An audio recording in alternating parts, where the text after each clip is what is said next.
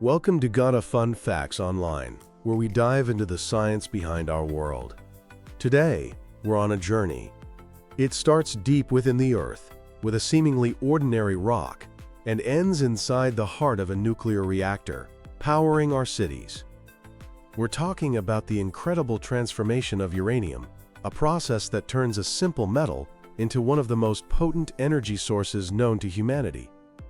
At the center of this story is a critical, almost magical step called enrichment, the key that unlocks the immense power hidden inside the atom. So, how do you take a rock and turn it into the fuel of the future? Let's find out. The story begins, as many do, with digging. Uranium is a naturally occurring element, found in trace amounts all over the world, in rocks, soil, and even seawater. To get it, we mine it. This can be done through traditional open pit or underground mining, but increasingly, a cleverer method is used called in situ recovery. Instead of digging up massive amounts of rock, this technique involves pumping oxygenated groundwater into the uranium ore deposit. This special water dissolves the uranium right out of the rock, and the resulting uranium-rich liquid is then pumped back to the surface. It's a much gentler process, with a smaller environmental footprint.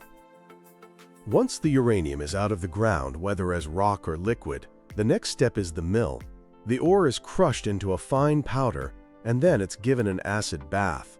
This process, called leaching, dissolves the uranium, separating it from all the other waste rock and minerals. After a bit more purification and drying, we're left with our first major product, a coarse, bright yellow powder. This is the famous yellowcake. Its technical name is U-3O-8. And while it might look impressive, this yellowcake is completely useless for generating power. It's stable, only mildly radioactive, and a long, long way from being reactor fuel. So why isn't it ready? Why can't we just pack this yellow powder into a reactor and call it a day? The answer lies at the atomic level, in the very nature of uranium itself. Natural uranium, the kind we find in yellowcake, is made of two main types, or isotopes. Think of them as two siblings from the same family. They are chemically identical, but they have slightly different weights. The vast majority, over 99.2%, is an isotope called uranium-238. It's the heavy, stable, older sibling. Then there's the other one, uranium-235. It makes up a tiny fraction, just 0.7% of all natural uranium. Uranium-235 is the key. It's special. It is fissile. That means if you hit a U-235 atom with a slow-moving particle called a neutron, its nucleus will split apart. This split, called fission, releases a tremendous amount of energy, and crucially, it also releases more neutrons. These new neutrons can then fly off and split other U-235 atoms, which release more neutrons, which split more atoms, and so on. This is the self-sustaining chain reaction that powers a nuclear reactor. The heavy sibling, U-238, doesn't do this. It will absorb a slow neutron without splitting, stopping the chain reaction in its tracks. And here is our big problem. In natural uranium, the non-fissile U-238 outnumbers the fissile U-235 by about 140 to 1. That 0.7% concentration of U-235 is simply not enough to get a chain reaction going in the most common types of nuclear reactors. It's like trying to light a fire with mostly wet logs and only a few tiny dry twigs. It just won't work.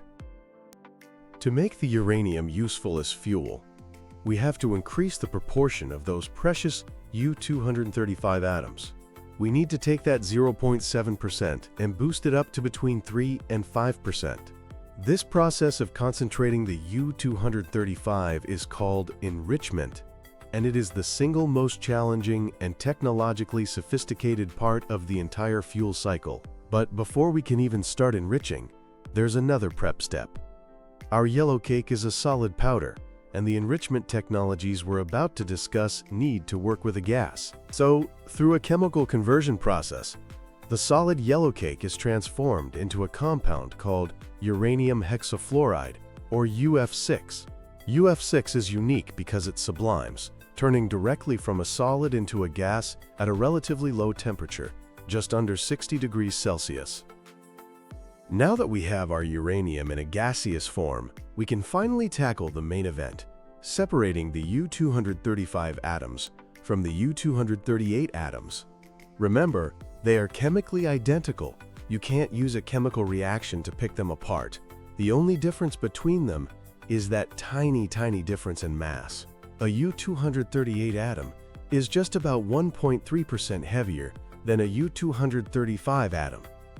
So, how do you separate two things that are almost identical in weight? You need some very clever physics. For decades, the primary method was called gaseous diffusion. Imagine forcing the UF6 gas through a barrier with microscopic pores, like an incredibly fine filter. The lighter U-235 molecules, being just a little bit faster and more nimble, will pass through the pores slightly more often than the heavier U-238 molecules. It's a very small effect, so you can't do it just once. You have to build a massive facility, called a cascade, with thousands of these barriers in a row. At each stage, the gas gets ever so slightly more enriched in U-235. Gaseous diffusion works. It was used for the Manhattan Project, but it is unbelievably energy-intensive. It took entire power plants just to run the enrichment facility. Because of this, the method is now considered obsolete. The modern, far more efficient technology is the gas centrifuge. This is a true marvel of engineering. Imagine a very tall, thin cylinder, a centrifuge, spinning at incredible speeds, over 50,000 revolutions per minute. When you pump the UF6 gas inside, the immense centrifugal force gets to work. Just like in a salad spinner flinging water to the outside, the heavier U-238 molecules are pushed harder towards the outer wall of the cylinder.